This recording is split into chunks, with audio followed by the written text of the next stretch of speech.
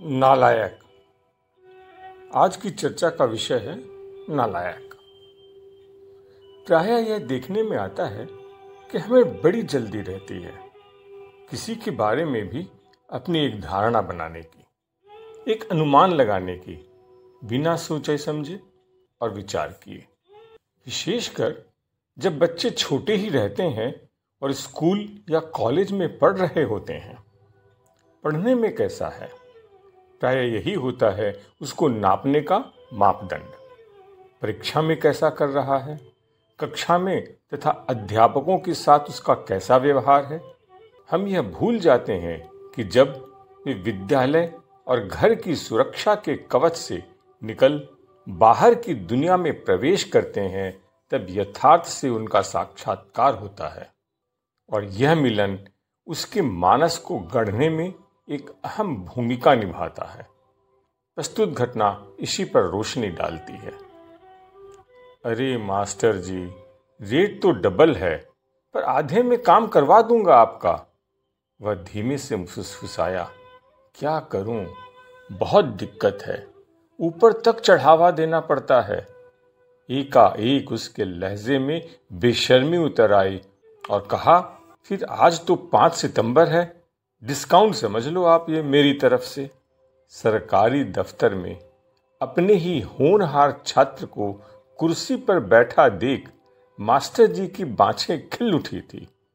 काम आसानी से हो जाएगा, लेकिन मास्टर जी तनिक खिन्न हुए, फिर पसीना पोंछते हुए कुर्सी से उठ खड़े हुए।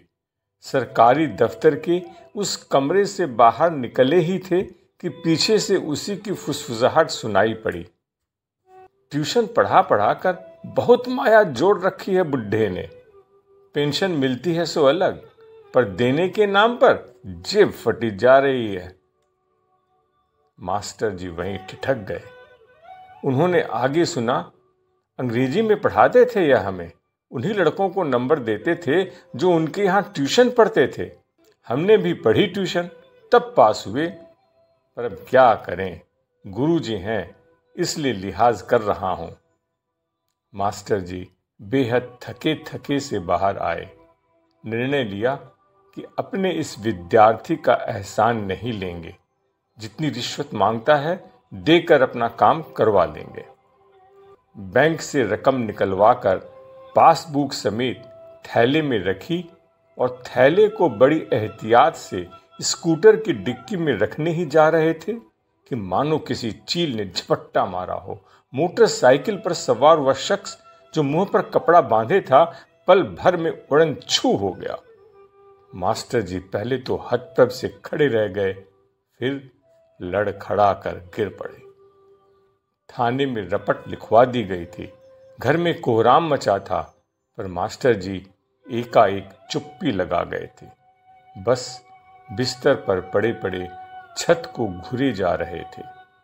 बड़ी मुश्किल से आंख लगी, लेकिन एक डरावना सपना देखा और पसीने से तरबतर हो बिस्तर से उठ खड़े हुए। भोर हो चुकी थी।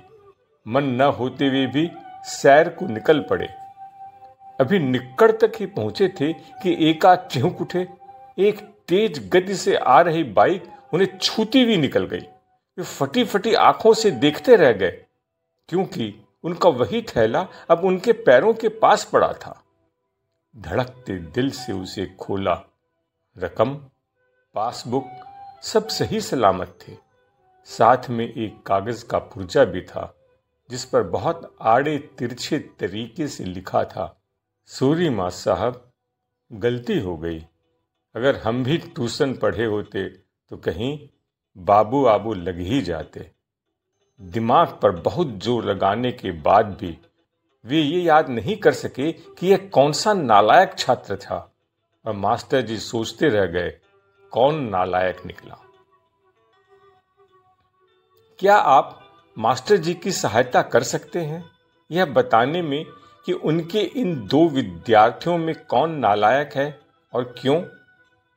नीचे दिए कमेंट्स में अपने विचार दें, ताकि उसे दूसरे भी पढ़ सकें और अपने अपने कमेंट्स दे सकें। कमेंट्स देना न भूलें। लाइक करें, सब्सक्राइब करें, परिचितों से शेयर करें और अपने कमेंट्स जरूर से दें।